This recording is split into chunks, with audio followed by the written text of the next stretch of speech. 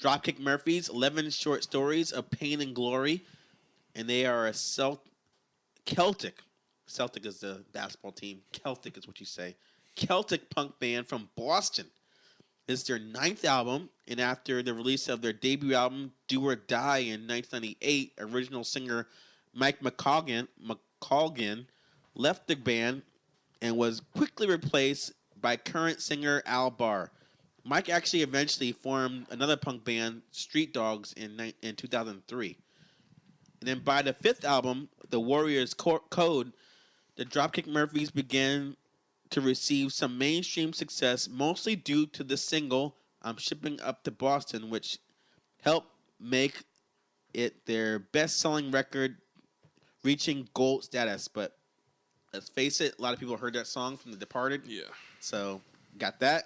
And then by 2007, the group started their own record label called Born and Bred Records and released all their subsequent albums independently from that point on. Around this time, after many lineup changes, vocalist and bassist Ken Casey became the only original member of the band.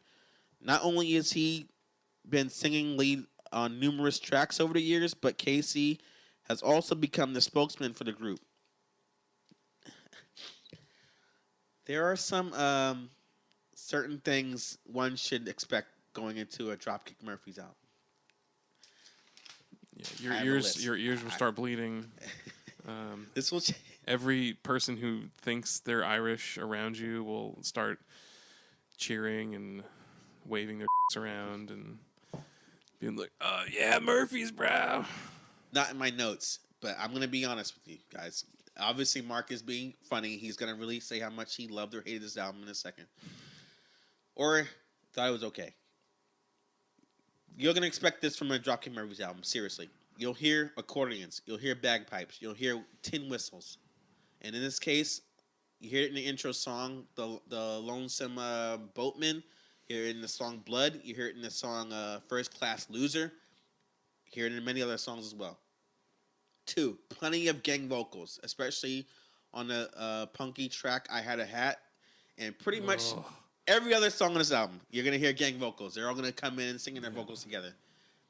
And some somber anthem songs about hardship and brotherhood, which can be heard on songs like Pay My Way, which rips off the We Will Rock You drum beat. I don't know why they did that, but okay, I'm going to call you out on that. As well as you're going to hear that stuff on the tunes like Blood and The Sandlot, which did not have one single You're Killing Me Salt Malls reference at all. But I digress. In an effort to be less dismissive about this album, I'm going to say I'm going to be more detailed about what I thought. Because I'm grabbing this review by the horns. But I'm going to let you talk, Mark, in a second. I just want to get my thoughts out the way. I've always enjoyed the energy of Al and Ken's vocals, especially when they trade off singing duties. I like that about them. Like on the song Rebel with a Cause, and the song I mentioned earlier, I Had a Hat, which I'm pretty sure is on rotation in many Boston pubs as we speak. Usually, a Dropkick Murphys album has a cover song, you know? If you ever noticed that before on their album, they cover a song once in a while. In this case, they covered a song called You'll Never Walk Alone, which is from the musical Carousel. And whatever you think that their version would sound like is accurate. Just imagine what they sound like. It's what it sounds like. Although I did think that Al Barr singing on the second verse was beautiful. I did like that part on the song. I didn't notice there was 2 vocalists. You never noticed that about them? There's 2 guys singing. Okay, I guess they sound too Irish for you. I'll tell you, this is the only Dropkick Murphys album I've ever listened to all the way through. And in addition to, like, probably the first time I've listened to, like, more than just that Shipping Up to Boston song through, like, the whole way. Interesting. So I don't know anything about them other than, you know, the punk kids who had T-shirts for them. And that, you know, you're supposed to like them if you were a true punk. I mean, if you're Irish, I'm saying the way that I grew up thinking about them. They're. You can go on. I'm just gonna ramble for a little while. He's gonna ramble with his thoughts in a second. But it's now that you know that Mark hasn't actually heard a full album, this might change. This might be a different thing. There's actually a song on this album called April 15th, 2013, dedicated to tax day, of course. You got to fill out your W-2 forms. No, it's not about that. It's about the day of the Boston Marathon bombing. Now, I don't want to feel like I'm being insensitive, but who the knows that? Like, if you say April 15th, Well, I assume. Well, I didn't know. Okay, is that what the does song? that mean? Is that the song they keep saying Patriots Day in? At I the assumed end, it was yeah. for the movie. Like, did they write that for the movie? I thought that this was like a. That's what it was. Like, this is a song that came off the soundtrack. So if they didn't make that movie, you had no clue. Did you know that's what Patriots Day is? No. I never knew that either about that. Well, I mean, that it wasn't. I don't know. Is that what they're calling it now? That's the official day. Yeah. Like Patriot Day is like, I think it's about that, but they talk about like if you look up Patriots Day, they might have more of a thing on Wikipedia. You guys can actually tell me if I'm wrong what it is, but that's why the only reason you know it's about that is because of that part. But mostly that whole song, you wouldn't know it's about that because they're talking about everything before they say Patriot Day. At the end, they're talking about different people with different lives and different careers living in Boston trying to survive. It's like, okay, why is it called that? And you find at the end, It's like all their fucking songs. yeah, it's kind of like, I don't want to say like it's not an important event, but it's if you don't live in Boston, you don't know what that date means. Or Massachusetts. I'll be honest. Massachusetts, if you don't live in Massachusetts, you don't... That to me is playing right into what their biggest weakness is that they're a song. I mean, they're a band for Boston people. And down to their song titles being about specific events that happen. Like, they have another song title that's, April 1st, 2014, about the Boston Baked Bean, Okay. And they have another song that's about, called September 9th, 1942, which is about the molasses fire. They got a song called February, 6 about the Patriots winning the Super Bowl. Yeah, they're just, that's all their songs are is dates. So it's kind of like, all right, like I wouldn't know what that's about, but I'm not going to be like, insensitive about that. That was a really sad day, whatever. So after 10 somewhat predictable tracks, the final song on this album, what? It's garbage. The final song. Okay, we're gonna disagree on this because that last song until the next time I thought was a pleasant surprise because I was not expecting to play something like that because this song is a slight musical farewell kind of reprisal, and it's kind of borrows the 80s pop rock styles of bands Hall & Oates and Jay Giles band. They don't do. I've never heard him do anything like this before. Bass mixes well with the pianos. I thought, debate me on this. I thought it was probably one of the best Dropkick Murphys songs I've heard in a long time, in their career. All the stuff I like by them, this is probably the best song I've heard by them. What's the problem? Now that you're going on with it, I'm gonna have to re-listen to this song. But the last song, I love the pianos come in. It's a really cute song, and Al sings the song. Before Mark goes with his rating on this, let me just say this for mine.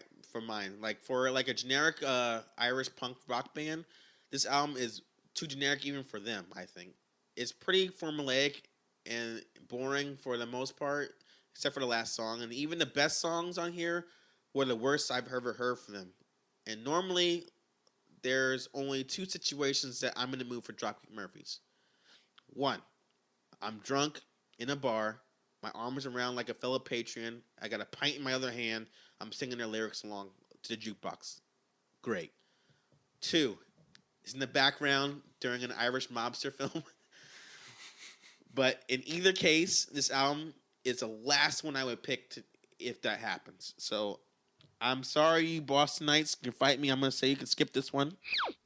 The stuff you heard in their past, Warriors Code, Blackout, all that stuff is great from them. That this is just them just going through the motions, Even the stuff I liked, I said I'm just this is all right. But all right, Mark, drop some knowledge. How you felt about it? Going through the motions is right. I mean, this is terrible.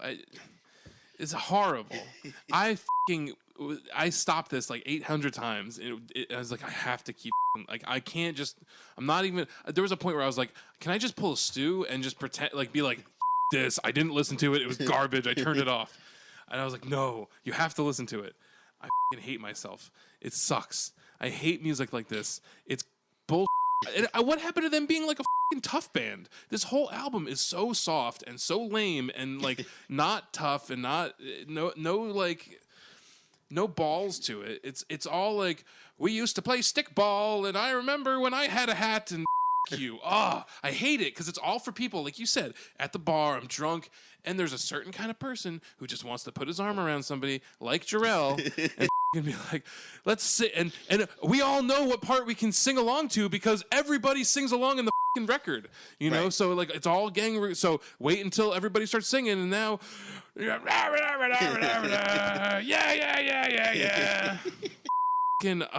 It's music for people who just like, it's follow the bouncing ball of when you can join in, and we're all gonna have a good time because we all like to get drunk, and that's all our lives are all about, is getting drunk, fucking singing along to stupid songs and pretending we're Irish. And just play your instruments and don't bring the mandolins in and pretend like it's 1942. Like, yeah, but what about when Ben Affleck makes a film? You know, you get to hear it then. You don't like that either?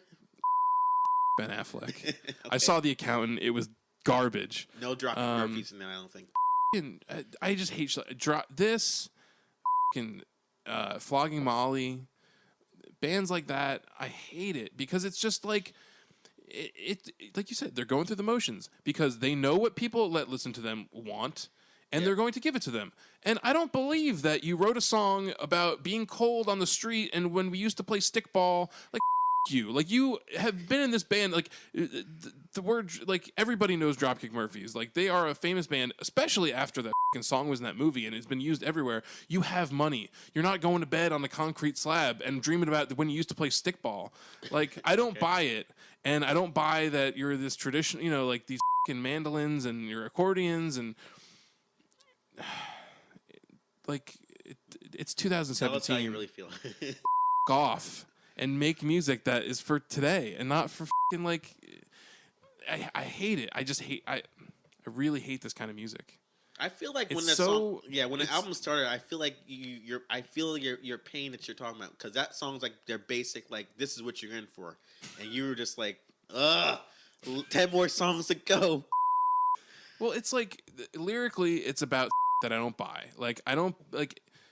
They're singing songs for, you know, which, whatever. I'm just gonna keep going, spinning my wheels. This, I hated it. Jesus. So you're going in with a this then? Yeah, I'd rather kill myself than listen to this again. Okay, wow. So, yeah, they didn't win you over. This is why Mark hates the band, I guess. They do. If they keep doing what they do, they'll never turn around for you. And it's not even punk. Like, whatever happened to that? Like, I even went back and listened to some. I was like, they used to be like, that was the thing. My assumption was they're like a hardcore band that also has that gang vocal Irish oi stuff. Yeah. So at least stay fucking punk. Don't turn into this bland. Like, the songs sucked. They were not punk, or they weren't fast. They're not good. It's just songs for the only thing that I'll say that was good about this is that they advertised it in the album title, short stories or whatever. The songs were at least short enough that they didn't drag on. But I hated it. Garbage. All right, so we're starting off the year with one of your worst of already. Now we'll see how it goes going on. But all you guys from Boston, all you Patriot fans, let us know what you think in the comment section, and make sure if you want to send an email, make sure you put Mark's name in there so I know you're not talking about me, because I just think this album's not that good, but he hates it. You fight me. Yeah, fight me in Boston. When you have time to stop beating on your wives, come fight me. That's what he's saying, you know. I'm kidding. Not all people from Boston are like, you know, domestic violence white beaters, but you're a lot of mix out there. Damn it.